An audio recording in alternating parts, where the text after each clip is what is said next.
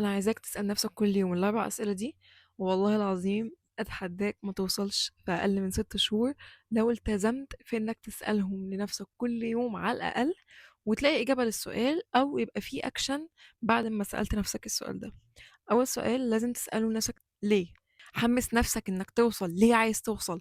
عشان أنا شايف إن أنا واثق من نفسي وإن أنا أقدر أوصل وإن أنا فيها مهارات، عشان أنا بحب نفسي وعايز أشوفها أحسن حاجة، عشان أنا في ناس كتير واثقة إن أنا هوصل لحاجة بس أنا قاعد بخذلهم بإن أنا ما بعملش حاجة كل يوم وبخذل نفسي وبفضل فاكر إن أنا في يوم هتغير بس ما اتغيرتش. كلم نفسك ليه عايز توصل للحاجة دي؟ عشان أنا محتاج فلوس، عشان أخلي ماما ما تشتغلش تاني، عشان أنت لما سألت نفسك ليه مثلا أنت عايز الفلوس دي واديت لنفسك فعلا إجابة مقنعة لعقلك، عقلك يقتنع بيها، أنت هتوصل أسرع. والله العظيم عقلك هيوصلك للحاجة دي أسرع، هيجيب لك طريق أسهل من اللي أنت كنت قاعد بتدبر له. بس لازم تدخل عقلك في الموضوع. تاني سؤال، ليه لأ؟ ليه لأ؟ ما نجرب الحاجة دي واحنا خايفين واحنا مش جاهزين واحنا متوترين واحنا معناش فلوس، ما نجرب يمكن تنجح. طول ما انت جربت اكيد انت هتنجح، عشان الفشل في اي تجربة جديدة بيبقى نجاح ليك، ولو انت شخص عاقل هتعرف ده كويس. تالت سؤال، ليه مش انا؟ ليه مش انت اللي توصل قبل الشخص ده؟ ليه مش انت تبقى اول واحد في الفصل؟ ليه مش تبقى انت الوحيد اللي بتجيب ايه بلس دايما؟ ليه مش انت اللي تعمل اكتر؟ ليه مش انت اللي توصل الاول؟ ليه مش انت اللي تعمل اكتر وتوصل الاول وتبقى اعلى؟ ليه؟ ليه مش انت؟ ايه اللي يخليك قاعد مكانك وانت عارف ان في حد وصل لحلمك قبليك، مع انه الفكرة لسه جايله في دماغه وهي في دماغك بقالها مثلا 7 سنين؟ وما تقولش ما ده ما حصلش، لا ده كلنا كده، كلنا كده، كلنا بتبقى الفكرة معانا احنا الأول، بنبقى احنا اللي عارفين الفكرة دي ونفضل نخطط قد ايه هتبقى جامدة فشخ لو احنا جربناها، وفي الآخر ما نجربش وحد في يوم وليلة يجربها وتضرب معاه، وانت قاعد كده بقالك 7 سنين بتقول هتجرب ومجربتش ومبدأتش ومعملتش حاجة. ليه مش انت؟ ليه مش انت اللي تاخد الريسك؟ ليه مش انت دايما اللي تبقى الاول؟ ليه مش انت دايما اللي تبقى بتظهر على الفيد؟ ليه مش انت دايما اللي يتبعت لك ايميلز احنا عايزينك انت؟ ليه مش انت اللي تطلب في كل مكان؟ ليه مش انت اللي يتنادى اسمك؟ ليه مش انت اللي تبقى معروف؟ ليه مش انت اللي يقولوا ان الشخص ده بيقلدك؟ ليه مش انت؟ ليه تبقى انت اللي متأخر؟ ليه؟ ده تالت سؤال. رابع سؤال، ليه مش دلوقتي؟ ليه مش دلوقتي؟ بجد ليه مش دلوقتي؟ إيه اللي بيخليك تأجل ال7 سنين دول؟ انا بلقح على نفسي عامه. ليه مش دلوقتي؟ ما تجرب. ليه ما تجربش دلوقتي وتوصل على شهر من دلوقتي؟ ليه ما تجربش دلوقتي وتوصل على 6 شهور؟ ليه ما تجربش دلوقتي وتوصل ان شاء الله على 5 سنين؟ و5 سنين انتوا بتبقوا فاكرينها مدة كبيرة جدا، و2019 كانت من 7 سنين على فكرة. 2019 اللي كلنا فاكرينها امبارح كانت من 7 سنين. 2025 اللي من شهرين احنا فاكرينها امبارح برضو، بس هي من شهرين. الوقت بيعدي بسرعة جدا. انت متخيل ان شهرين دول قليلين؟ احنا لسه 25 لسه ماشية. شهرين يعني 60 يوم. انت عملت ايه في ال60 يوم دول؟ طورت من نفسك؟ عملت حاجة جديدة؟ جربت الرسمة اللي انت كنت عايز ترسمها؟ جربت تشتغل؟ نزلت الجيم؟ طورت من نفسك في حاجة؟ قريت كتاب واحد؟ قريت صفحة واحدة؟ كتبت حاجة أصلا؟ عملت الفيجن بورد اللي انت كنت بتقول عليها؟ عملت أي حاجة في ال60 يوم اللي عدوا دول؟ 60 يوم، 24 ساعة معاك كل يوم، ما عملتش حاجة. ليه مش دلوقتي؟ السؤال ده مهم جدا. ليه مش دلوقتي؟ هو انت لو مبدأتش دلوقتي مين هيبدأ؟ هو انت لو ما وصلتش كمان شهر مين هيوصل؟ مين اللي هيشيلك؟ مين اللي هيوصل بدالك؟ فكر في نفسك دلوقتي، فكر في حياتك من دلوقتي. اسأل نفسك كل يوم ليه. حمس نفسك، حمس نفسك كل يوم. ليه عايز توصل؟ قول لنفسك كده في المراية، انا ليه عايز اوصل؟ وقول انا عايز اوصل عشان محتاجش حد في الدنيا، عشان محتاجش حد في الدنيا غير ربنا. انا مش انا عايز اوصل عشان اثبت لنفسي ان انا هوصل وان انا اقدر زي ما انا وعدت نفسي. انا عايز اوصل عشان انا قلت ان انا هجيب لنفسي كذا وكذا وكذا، واخلي امي ما تشتغلش تاني، واجيب لاهلي كلهم اللي نفسهم فيه، ومحدش يبقشش عليا تاني. انت ليه عايز توصل؟ عشان ابقى اول واحد في الفصل، عشان ابقى اول واحد في الكلية الدراسية دي، عشان اسافر برا، عشان اكمل تعليمي برا، عشان انا اقدر حتى لو انا كبير في السن أنا أقدر، السن مجرد رقم. أنا خدت بالي إن اللي بيتفرجوا عليا دول فوق ال25 معظمهم، فالسن مجرد رقم، السن مجرد شهادة كده مكتوب عليها انت اتولدت امتى، ورقم ملوش اي 30 لازمة. لكن هل ده يفرق في امكانياتي عن امكانياتك؟ لا خالص. انت عندك عقل زي ما انا عندي عقل، انت عندك احلام زي ما انا عندي احلام، انت عندك موهبة زي ما انا عندي موهبة، وعندك ايدين ورجلين وصحة والحمد لله لسه في عقلك. ففعلا انت لو الحاجة دي فارقة معاك هتظهر عشانها كل يوم. لو انت عندك حد بيظهر الحاجة دي كل يوم، اظهر انت كمان الحاجة دي كل يوم، مرتين في اليوم، 3 في اليوم، اقسم بالله اوعدك هتوصل في اقل من 3 شهور، اقل من 3 شهور بعون الله.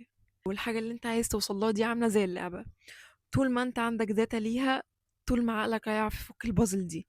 كل ما كترت الداتا وكثفتها والمهارة اللي عندك، كل ما عقلك بقى اشطر في ان هو يوصل للحاجة دي، واسرع من اي حد. اقسم بالله، والله العظيم. ودي عن تجربة شخصية. هتقولي طيب يا ملك، انا جاوبت على كل الاسئلة دي وقلت ليه، وجاوبت على السؤال ده وقلت ليه لأ، وقلت ليه مش انا وليه مش دلوقتي، وكل الاجابات دي بقيت معايا، اعمل بيها ايه؟ اكتبها. اول حاجة، انت ما ينفعش تبقى بتسمع كده وقاعد بتسأل نفسك يعني من الله والوطن يعني.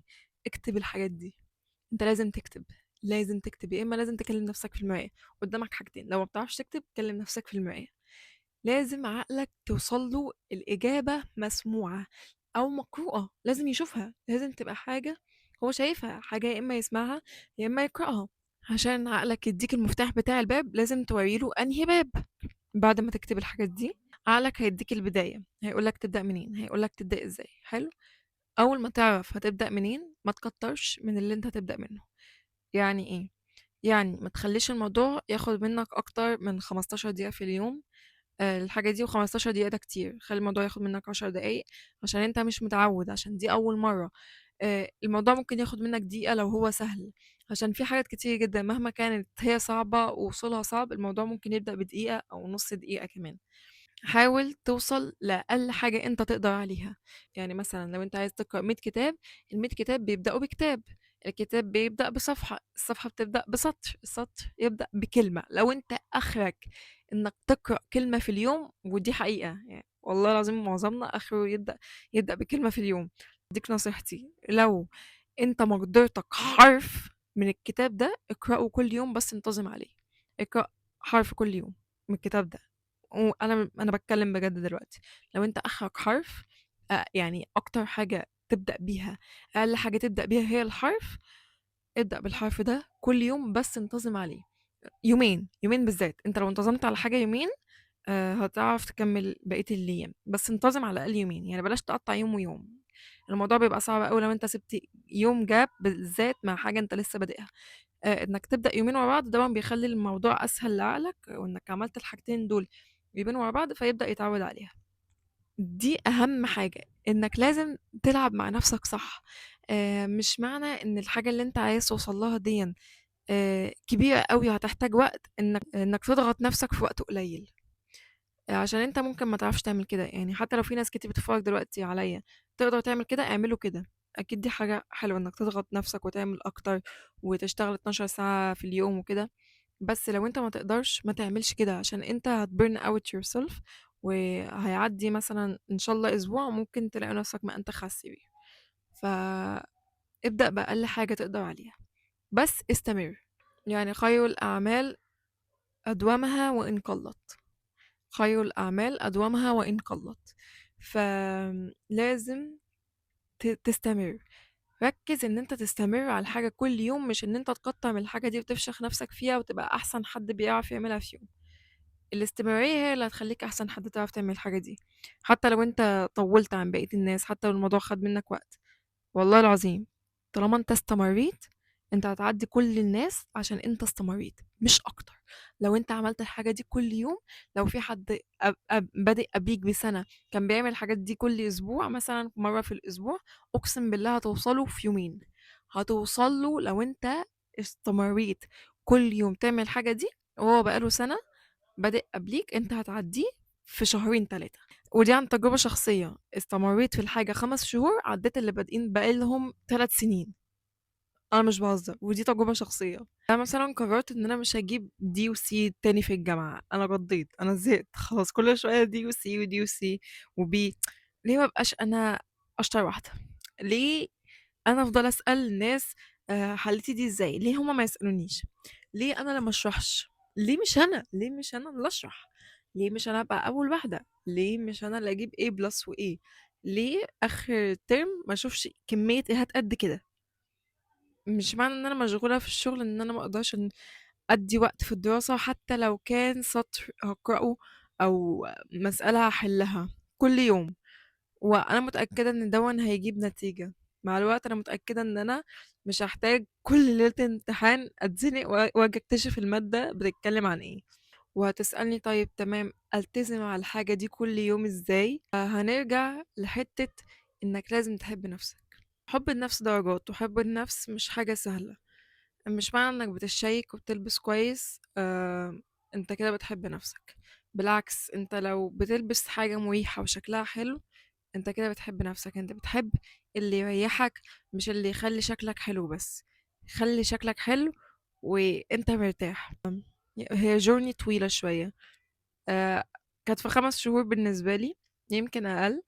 فالنصيحة الوحيدة اللي هديها لك تاني في موضوع حب النفس ده إنك تعرف نفسك، إنك تبص للمراية. الشخص اللي انت بتبصله في المراية ده انت تبقى عارفه كويس، تبقى عارف كل حاجة عنه ومسامحه وبتحبه. انت مش ملاك وعمرك ما هتبقى ملاك، وربنا لما خلقك خلقك بشر ما خلقكش ملاك. وقال لك استغفر لما تبقى انت شايل هم الغلط اللي انت عملته ده. هو عارف ان انت هتغلط فانت لازم تستغفر.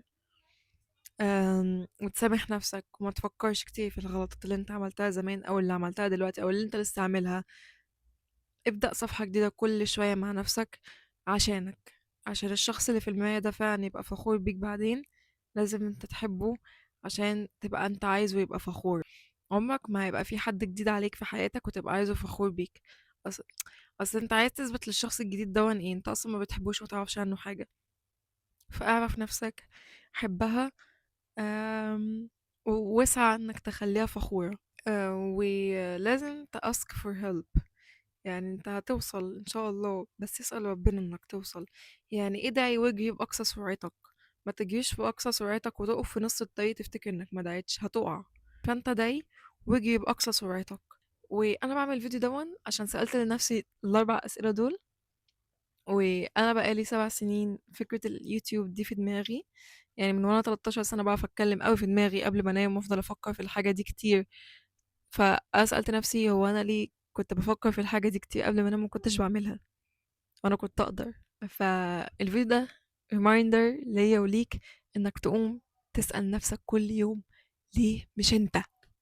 ليه مش انت اللي توصل؟ ليه مش انت اللي تبدأ الأول؟ ليه مش انت اللي تبدأ متأخر وتوصل قبليه يوم؟ ليه مش انت اللي تبدأ متأخر وتبقى أنجح من اللي وصلوا قبليك كلهم؟ ليه مش انت؟ وانت المفروض تبقى واثق في نفسك، واثق في قدراتك. انت بني آدم زي ما هما بني آدمين. اللي وصل عنده عقل زيك بالظبط، يمكن انت أشطر منه شويتين، بس محتاج تشغل ايدك وعقلك وجسمك. يعني حرك جسمك حرك جسمك على قد ما تقدر. يعني ما تفضلش قاعد على السرير، القعدة دي غلط. القعدة مرض. زي ما حد قال لي القعدة على السرير مرض، القعدة عامة مرض. حرك جسمك. اخرج كتير، ما تفضلش قاعد في البيت. وشايفين الوردة الجميلة دي كانت مقفلة من يومين. بصوا، فتحت في يومين عشان ساعتها، عشان أنا قررت اهتم بيها. دي نفسك لو انت قررت تهتم بيها يومين بس، يومين ورا بعض، هتفتح قوي. بصوا فتحت قوي ازاي. بس اتمنى الفيديو ده يكون شجعك على حاجة. وبس كده. كده قولوا لي عايزين تتكلموا عن ايه تاني، او اشجعكم تعملوا ايه تاني في حياتكم.